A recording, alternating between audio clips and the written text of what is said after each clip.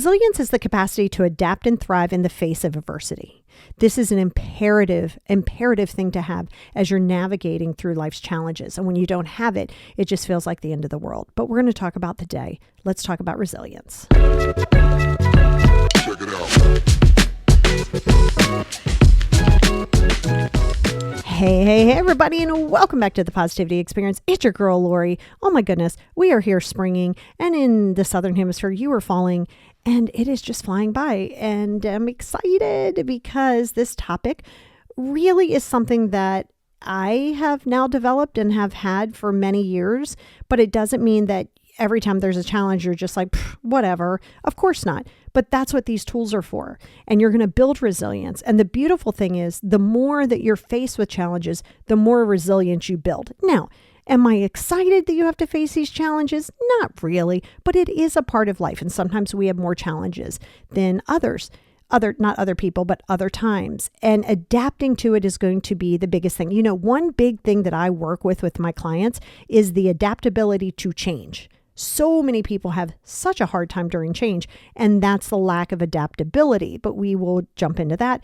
Over on Patreon, there is a rock star worksheet that will really help you understand where you lack it and how to build it. If that is your jam, pop on over to Patreon, patreon.com/the positivity experience. So let's jump in. You know, many things, and you guys know a lot of my backstory, and a lot of you have your own backstory. I've done this has happened, these things have happened. Of course, they're terrible. They're traumatic. They're things that you never asked for. And during that time, at no point do I think anybody goes, you know what, I'm resilient. I'm resilient. No, because you're going to go through a little bit of a victim mentality. I mean, you have to. You got to process it. Oh my God, these things have happened. But it's how you process it that is going to be where the resilience is, right? So let's go through the actual definition to it. And that is the capacity to adapt and thrive in the face of adversity. And that is a vital trait that enables individuals to navigate life's challenges effectively. Now, advancements in neuroscience have shed a new light on the brain's mechanisms, and it underlines your resilience. And that's going to help you with just a little bit of insight. And it's great to have the science behind it because you know what it does and why it does it. However, I also like to give you some kind of real world ways of speaking, because sometimes when you're dealing with science, it's just so, okay, amygdala and adrenal glands. And you're like, yes, okay, that's my problem. But often it can be a little too sterile.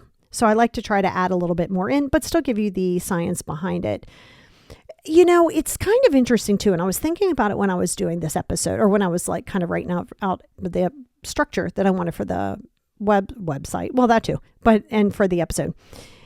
I am trying to think when I first knew I had resilience, because here's the secret for you. You have had resilience. You just don't realize it, because that's survival. Essentially, it's survival. That's your resilience. The issue comes with survival when you don't process it through. So it's no longer resilience. Now it's survival, because there's two totally different things. Survival is like, oh my God, I got to do what I got to do. And this is what it is. And there's a challenge, is what it is. Where resilience is adaptability. And so many people, and I told you many times, a lot of my clients, they have a really hard time with change. They have a hard time with a routine switch. They have a hard time with any type of change. Any idea of a plan A that changes to plan B can become problematic. So there's a hard line there for resilience. And like we were talking about, was it the last episode? I think it might have been the episode before, when we were talking about emotional burnout and emotional immaturity. You're going to kind of see where this intersects with the emotional immaturity piece of it.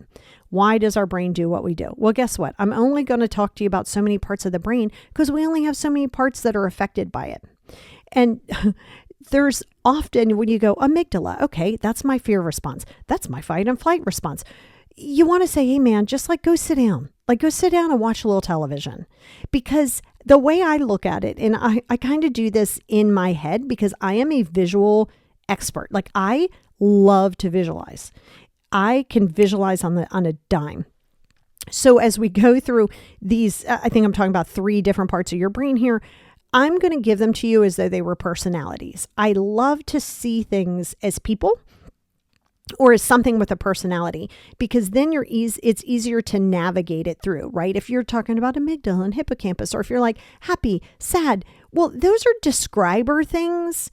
And then you try to psychoanalyze it, versus if you look at them as people, then you can kind of understand the personality, and it's easier for you to understand what's happening in your brain. So it's just what I do. I like to share those tips. I'm a little different, if you haven't figured it out by now, how I do things, but the approach has been very helpful during my own anxieties, my own experiences, my ADHD, and everything like that. And you're honestly going to have to find a system of your own, but I'd love to share with you mine.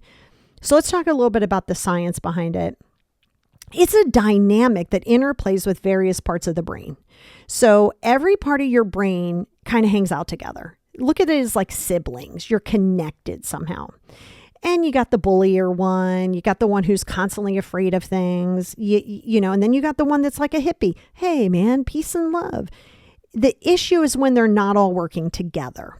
It is a team effort within your brain. And if not, you have those areas that are in charge of your emotional regulation, your cognitive flexibility, and your stress responses. I want to go to the cognitive flexibility for a minute. It is something that you have to remember. There is a process. You can get to A to Z. You don't just go A to Z. I mean, you can, but there's so many different ways to get to Z. Think of it as like the number 4. That's my favorite number. Side note, there's more ways than 1. 2 plus 2 is 4, correct. That is not the only way to get to 4. 5 minus 1, 1 plus 3, 20 minus 16. I mean, you can get there in many different ways. So your focus on where you're going in your brain is going to also determine from your traumas, any chemical imbalances, any learning neurodivergence, anything like that is going to give you a little bit of a different neuro way of focusing. However, your brain parts that we're talking about is equal across the board. Now, if they're damaged or if they're wired differently, that's different. But these are the parts of your brain that are consistent across the board. When you struggle, okay, so I didn't even think about doing this. So let's do this on the fly. When you're thinking of change, just think on that for a second. When you're thinking of change, what is it that you struggle with the most? Okay, I want you to think about that for a minute. You're like, oh my God, this is changing. And let's say you didn't even know that the change was coming. You're just sitting there minding your business and boom, change, whatever it is. Your body is like, holy shit, what's going on here? Your amygdala goes, oh my God, it's time to come. It's time to rally. And how I look at your amygdala, it's like this little person with because the amygdala is small. So it's like a little teeny tiny person. And I look at them as like a small fairy or something, like a gnome, like really, really tiny, but they have their little armor on. They have this armor on, they have their sword, they got their little helmet on. And every single time that they get up, they're constantly in battle. They're in battle, or they're like, oh, hell no, there's too much happening on here. We got to go. But I don't know why. And the reason I look at them as like a fairy or a gnome or something of small height, because your amygdala is powerful and mighty.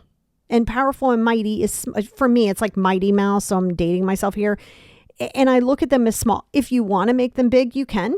But I always look at them as like a warrior because that's what it is. Fight, flight, fear responses. Oh my God, these people are constantly after us. So I feel like they have to have some level of armor, but I know that the amygdala is small and mighty. So I kind of keep it that way. You can look at it any way you want, but it's important because if you're like, what part of my brain controls what? Well, amygdala is I'm coming to battle, or no, this is dangerous. We're getting the hell out of here, because you're like, my problem solving.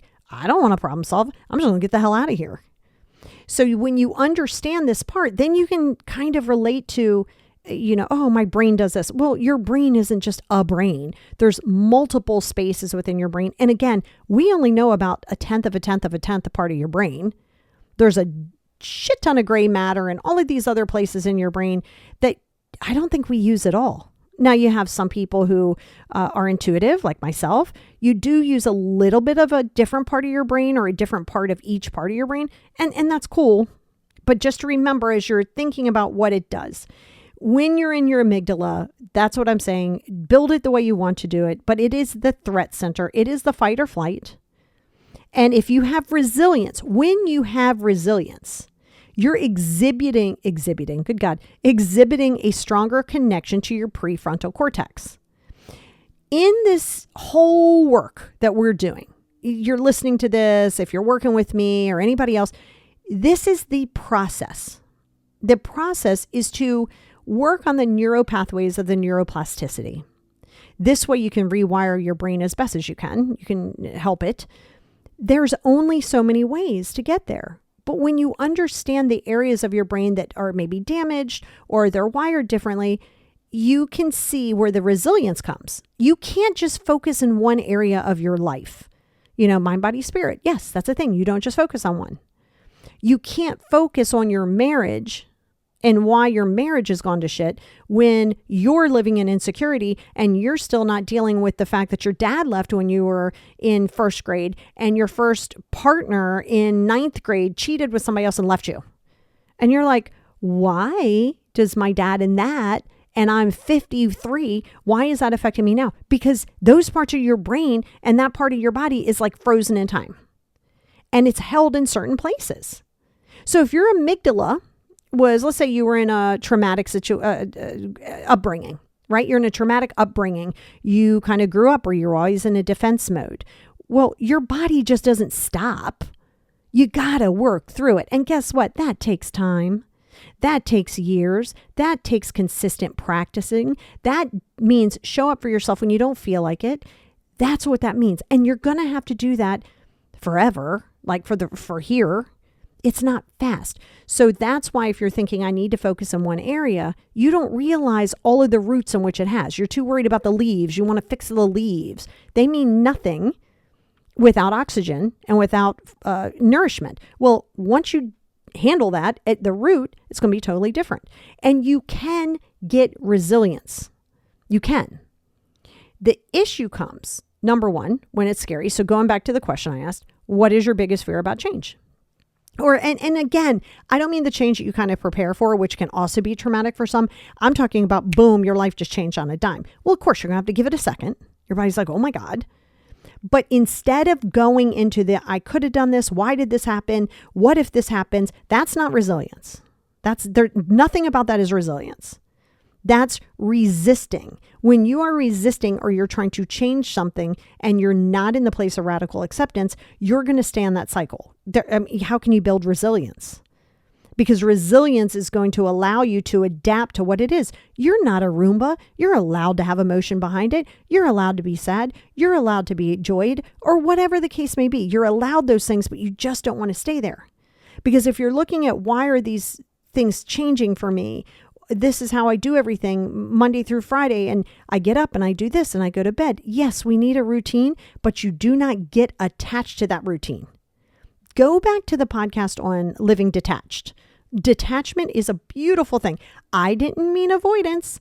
I didn't say disassociate. I'm telling you attachment, no, connection, yes. So we're going to go back to relationships for a minute. Well, because honestly, there's some resilience in relationships. If you are in a spot where you are solely focused on this person being your everything, or I see my life forever with this person, you're not in a connection. You're in an attachment, possibly an enmeshment, possibly a codependency, but a connection.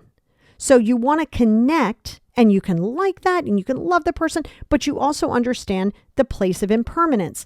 Please go back to that podcast, the podcast on impermanence. And if you're on Patreon, the worksheet to it, always go back to that, because your lack of adaptability is also because you are holding an identity to said thing.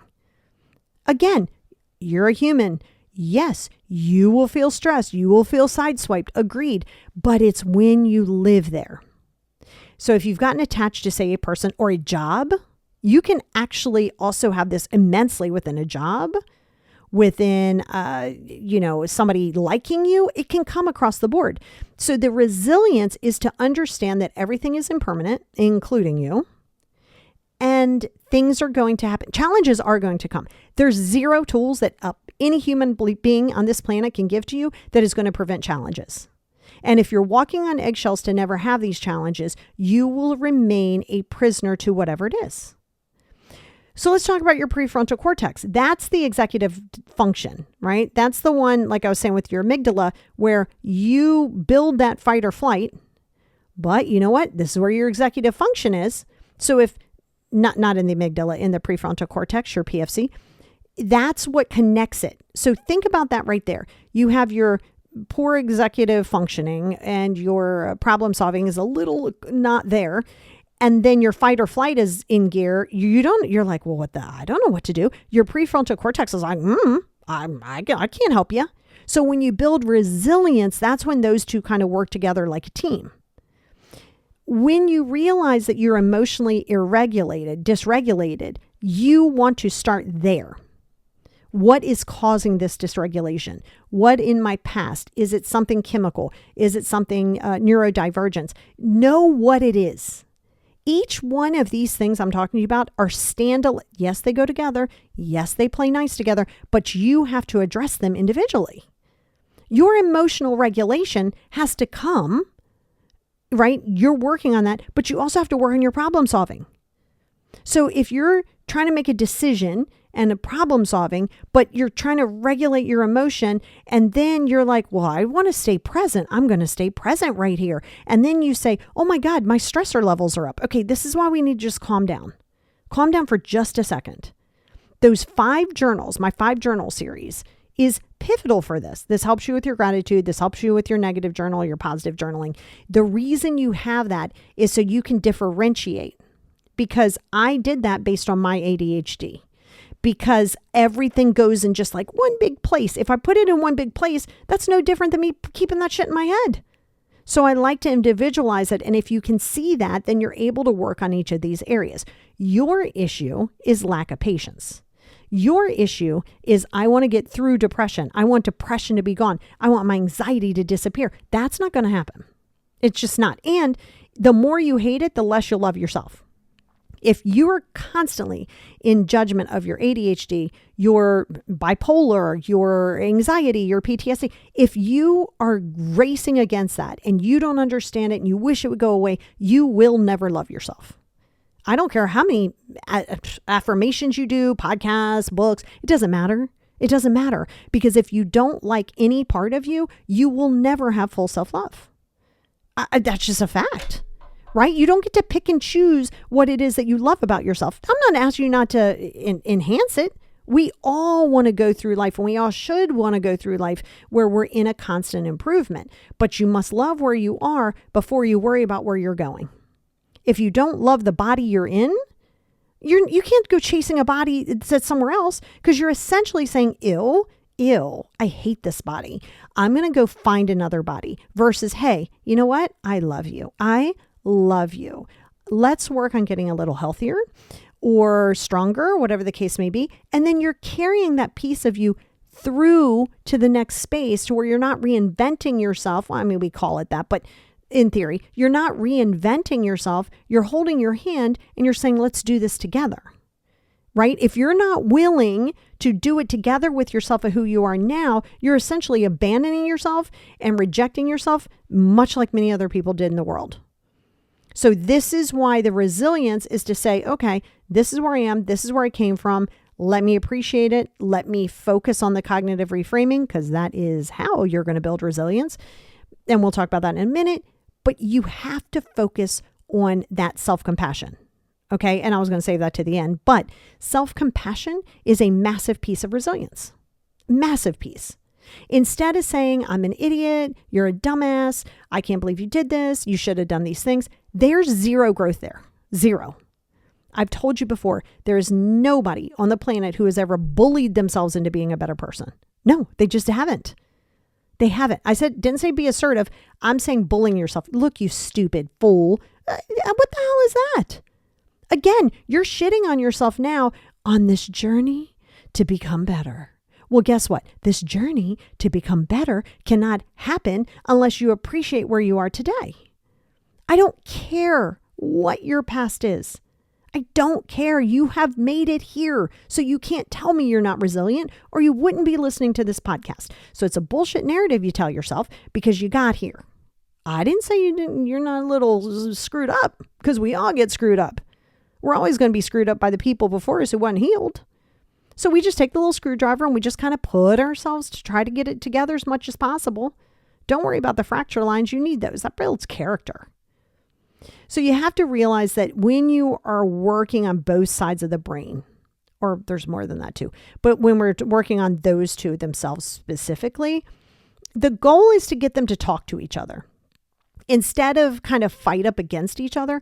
This is why, and I talked to you about it before, your prefrontal cortex, it does not really develop fully until your early 20s.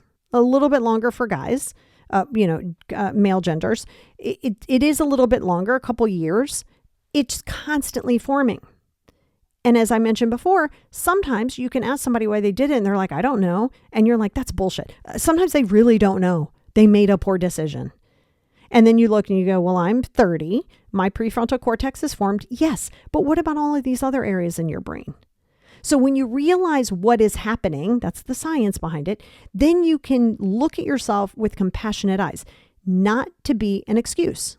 This isn't you being a victim. You being in victim mentality is, oh, this is why, and this is why I'm this way, and I just can't change. That's in the victim space.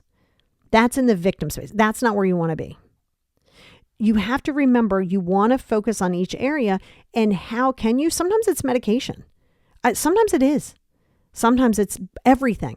Sometimes it's holistic, medication, therapy, exercise. Like it can literally be all of those things, not just one. Because that prefrontal cortex is all about your impulse control. So when you find yourself, and again, you're going to have other issues, and if you're dealing with other mental struggles, yes, these things are going to be harder, but it doesn't change the fact that it's in that part of your brain. I don't care what you say and what you name it and what you title it, it's still going to affect that part of your brain. So you can put it in whatever package you want, but your brain can only process so many things. That emotional regulation is going to be a masterpiece of what it is that you need. And there's an entire podcast on emotional regulation. When you don't have emotional regulation, that's when you're in that constant space of I'm reactive, kind of to the point where, have you ever seen somebody, it might be you too, but have you ever seen somebody where you asked them for something and it was a little different and you said, oh, okay, I had wanted this. So let's use it as an example. I asked somebody for coffee. Somebody says, yeah, or no, they said, you know what, I'll bring you coffee. Cool. Hey, this is what I want. I give them my coffee order and I ordered it with almond milk. And they misunderstood that. They gave me oat milk, right? They brought it and I was like, oh, this tastes different.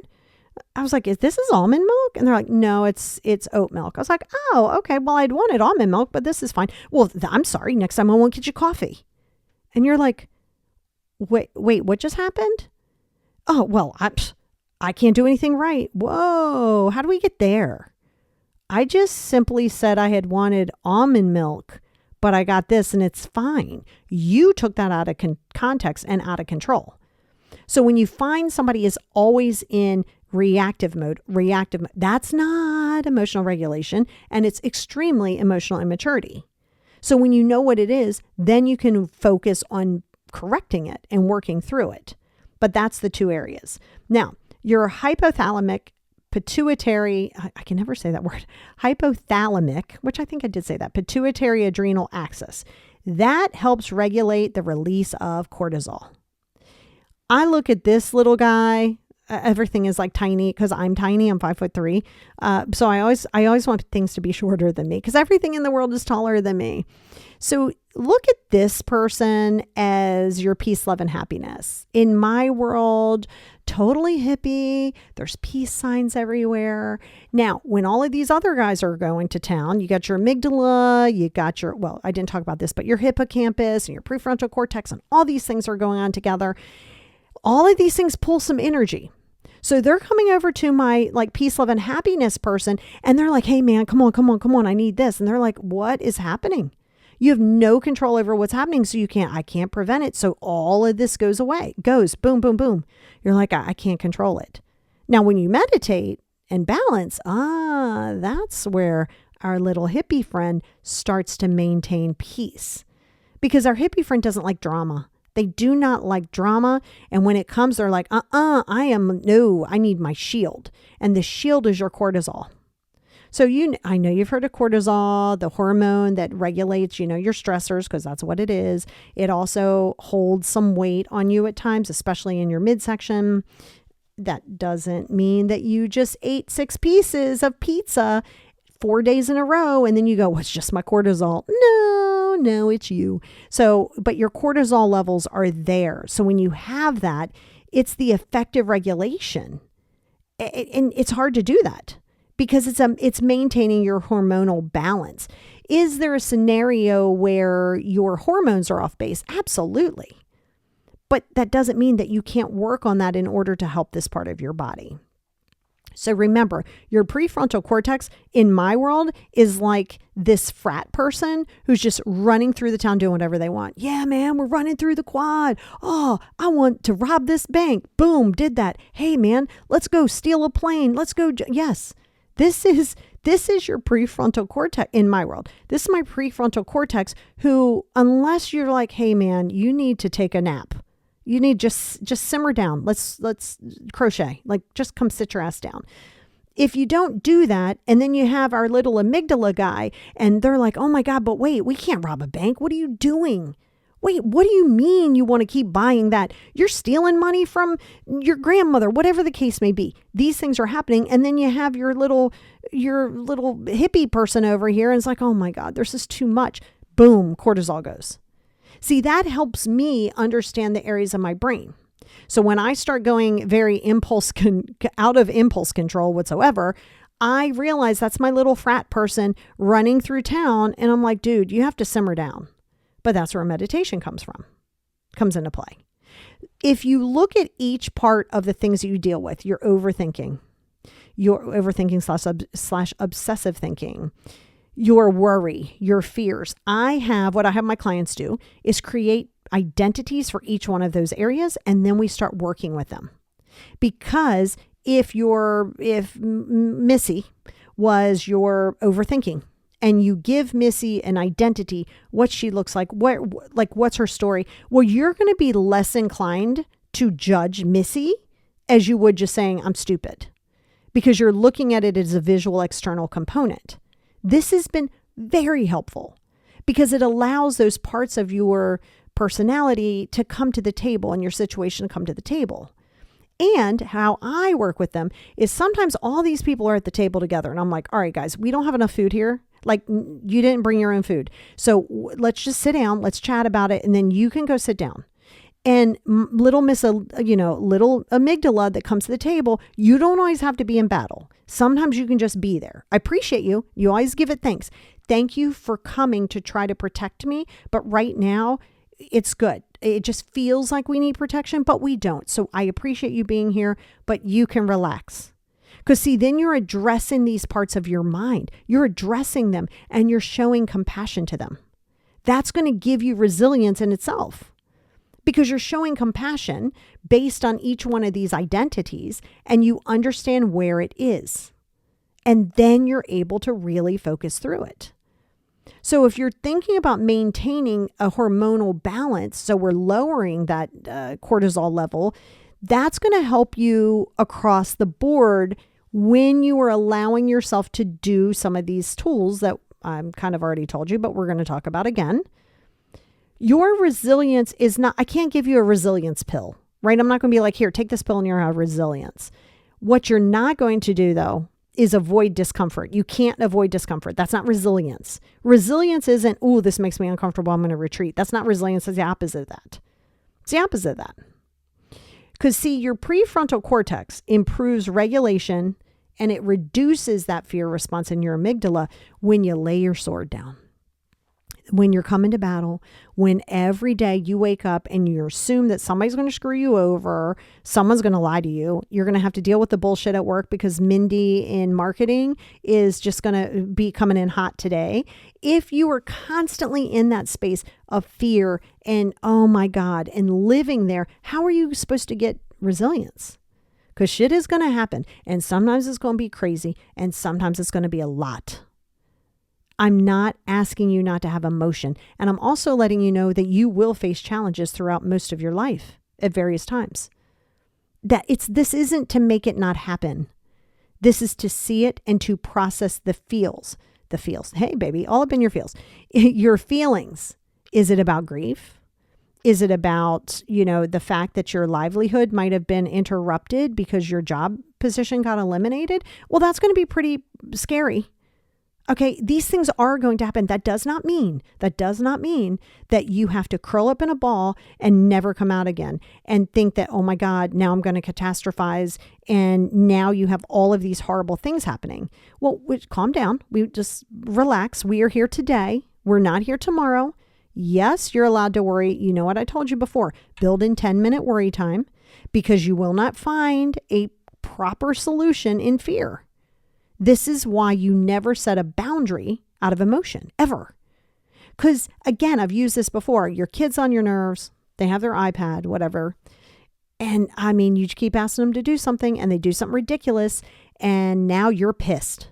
You are pissed. And you grab that iPad and you're like, you're not getting this iPad back for 2 weeks. Now, it's bullshit. It's bullshit. They're going to have that iPad back maybe tomorrow, maybe the end of the day. But you feel the need to lash out and say, this is my boundary. You didn't do this, so it's going to be 2 weeks. Maybe it is going to be 2 weeks, but you establish that when you're not in that fight or flight. You feel disrespected. You feel out of control. So what do? You immediately go off the deep end and you inflict some weird boundary that isn't going to last. That's not a boundary. So resilience is going to come from also realizing where you need to correct, what you need to focus on, because you can build this resilience. Physical activity, absolutely. Physical activity definitely builds your resilience in general. It is scientifically proven that engaging in regular cardio, that promotes neurogenesis. What is that, you say? Well, that's the growth of neurons. So that enhances your brain plasticity. We've talked about, plasticity in your brain multiple times. Now that contributes to your mood. I know we all have a mood. We can all wake up one day and just love it all. And the other day we wake up and we are a nightmare to deal with. That's right, we are. We are ready. We are tearing down the house and everything and everybody in it.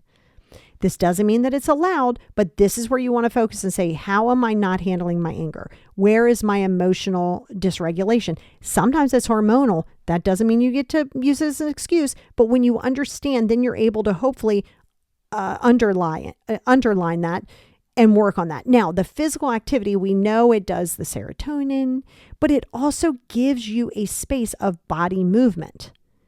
Again, proven that helps really realign those neurons in your brain. Is it a perfect fix? No, it isn't. Cognitive reframing is your key to so many things. These things are going to happen. What can that cognitive reframe be? My molestation for years. Well, again, you're not going to cognitively reframe that when you're in it. Now, you might, as I've gotten older, I've cognitively reframed things on the fly. But you don't realize it. But you'll go through. So I went through the victim, mindset for many years till my 20s. So many years. And then I said, because the negative was going to be the negative. It's gross. It's terrible. I wouldn't recommend it to anybody. Okay, cool. But how can I get out of that spot of feeling like I'm a victim now to it over and over again?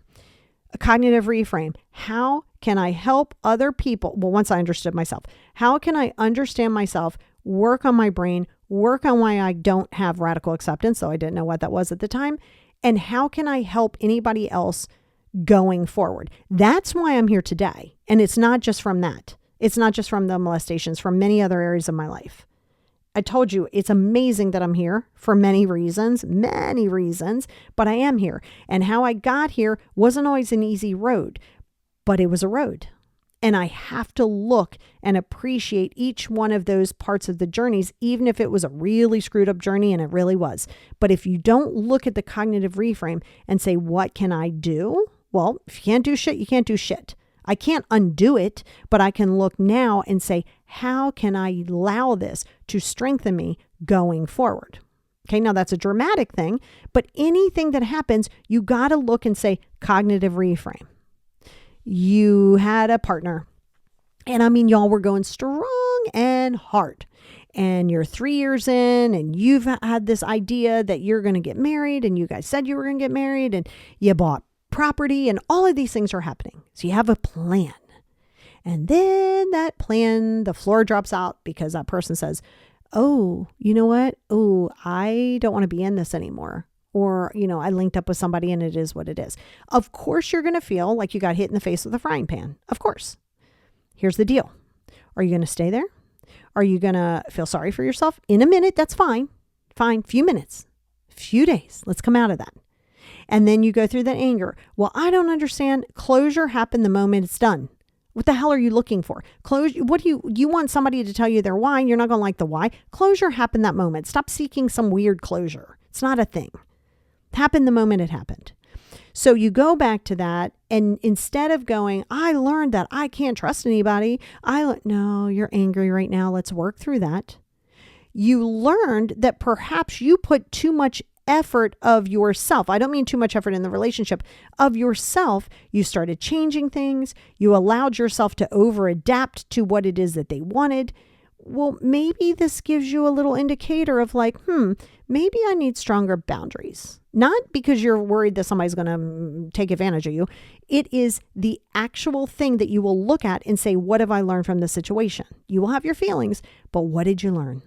Your cognitive reframe will always strengthen your resilience. This isn't to be like, oh my God, you're positive all the time. No, nobody said anything about being positive all the time, though you'd rather be. However, this is about looking at something that was bullshit and say, how can I accept that there's something positive in this? And that's for you to seek. When you see that, you are literally telling yourself, we can be resilient. Shitty things are going to happen. Absolutely going to happen. Once you process it. Oh, by the way, this also helps you in your emotional regulation, how you see things and how you problem solve. This is also how you come out of victim mentality. By the way, it takes time. Yeah, if I'm not magic and you're not magic, it takes time and it takes effort. You can get through it, but you got it. Resilience will come when you keep doing all of the other work. You can't just run away after this podcast and be like, boom, building resilience. Well, you're not right now because you're in attachment and your ego's out of control and you're a people pleaser and you're in the middle of this. Well, guess what? You just can't listen to this podcast and tomorrow be resilient. But you can understand this cognitive reframe, and the cognitive reframe that will give you the resilience can be utilized in some of these other areas. Very, very important. When you're working in one area, it inadvertently is going to help another area. This is why you never in a million years go to the gym to lose weight. You never decide you're going to eat healthier to lose weight. That's a byproduct. You cannot do that because you're going to do it with that one thing. I'm attached to this. This has got to happen. No. You're going to the gym to strengthen your body. Weight loss will potentially come. You're eating a little healthier because you know what? You want your cholesterol to be in check. You want to feel better in your gut. Maybe weight loss will happen after that, but that should never be your first priority. So you can't run into, I just want to be resilient today. Well, that's not going to happen. But your cognitive reframing and your mindfulness and meditation practice is something that will help you in every single one of those areas, and your physical activity for that matter. I mean, yeah, for sure. Your mindset you're going to challenge that narrative because you're identifying what the positive aspects are. So that's altering those neural pathways. Mindfulness and meditation. Freaking amazing.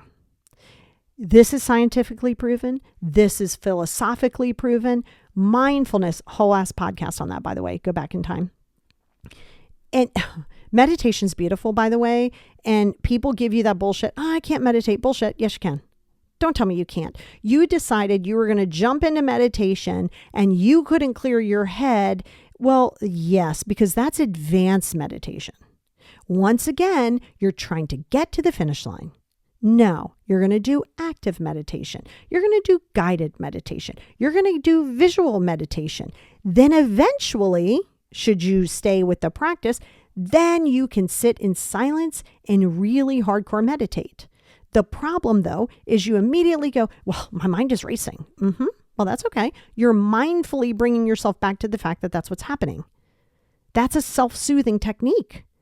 Your deep breathing, all of these things is bringing you back to base. To be mindful is to allow yourself to stay where you are. Bruce, was it Bruce? I think it might have been Bruce that said, well, obviously, be water, and that's adaptability. So if you look at Bruce, he told everybody that you be water because water is adaptability. You put water into a cup, it fits. You put water into a bowl, it fits. It forms the way it is. Oh, Bruce Lee, by the way, if you're wondering what Bruce I'm talking about. Bruce Lee, be water. So you should get that shirt. You should get something, just print it out. Bruce said that, be water. And it will really help you. Now, another thing is be where your feet are. I like to wiggle my toes when your mind starts racing. Look at where your feet are. Your feet are typically with you. You don't leave them at the house. And you look at your toes and you just kind of wiggle them and feel them and just bring yourself back to base. Because you can't be yesterday. Your feet aren't in yesterday. Your feet are in tomorrow. They're right here. Your issue is that you're trying to do these things with the idea that you're supposed to silence things today. Not going to happen. So don't tell me you can't meditate because you can.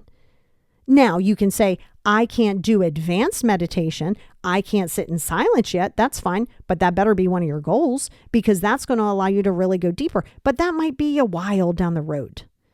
Remember, turtle, tortoise, and hare. But this is going to help you build that. I'm going to talk about more over on Patreon. We're going to do a whole ass worksheet. But these are positive things. You can do this. And when you understand that you have control and the ability to allow yourself to adapt. And that is going to build you resilience. And another thing, I didn't even think about talking about this. I do a lot of things on the fly. Thankfully, it's my ADHD and my OCD. But you have to say to yourself, if I felt as though I couldn't do it, what does that mean that you couldn't do it? Well, it just means I wouldn't thrive. Okay. So how so? Now I'm going to have you go down the catastrophe rabbit hole. I'd love for you to do that because I'm going to bottom you out and then I'm going to turn around. We're going to fill it with something else. You got to ask yourself, what would be the alternative? Because I'm going to tell you right now, most of us will say, if my such and such passed away, I don't think I could go on. Yes, you could. And I have dealt with some serious issues from parents, annihilation of an entire family. Yes, you can get through this. A breakup? Yes, you can absolutely get through that. Yes, you can. Yes, you can. I didn't say it's going to be easy and I didn't say it's not going to hurt. But if you tell yourself you can't, you're saying I'm not resilient. Again, those things are going to happen. You can't prevent them, but you have the capability. You have to do the work though, in order to build it. Face the discomfort. Have those difficult conversations. Move your body. Be consistent with your journaling. Don't just show up when you feel like it. Start your meditation. Start your visualization. Oh, I can't visualize. Well, no, because you're trying to visualize a whole ass scenario. I'm an advanced visualizer, but it's taken me years to get here. I can visualize with my eyes open. I didn't always get to do that. And, I'm an obsessive thinker with racing thoughts at all given times, but I'm able to do that. That comes with practice. If you're willing to show up for yourself and you're willing to do the uncomfortable, you can be resilient. Have the difficult conversations. People are going to very often sometimes have to distance themselves from you as you're growing. The same people start on your journey, doesn't always end up in your journey, and that's okay. And you're allowed to grieve it, but you got to move on. Because most of what you're grieving is a certain level of attachment or an idea of how you wanted it to be. That's typically what you're grieving, by the way. This idea of what you wanted or how it used to be or what you thought it was. You are resilient. You wouldn't be here listening to this podcast or breathing oxygen or walking around this planet, even though you might feel numb at times. You will feel numb at times. You will feel lost at times. You will feel like the world is crumbling in on you. You will feel neglected at times. You will feel rejected. You will feel judged. These are things I can guarantee you. I can also guarantee you that if you allow yourself, you can get through it and you can thrive. And baby, that's where you live. Check it out.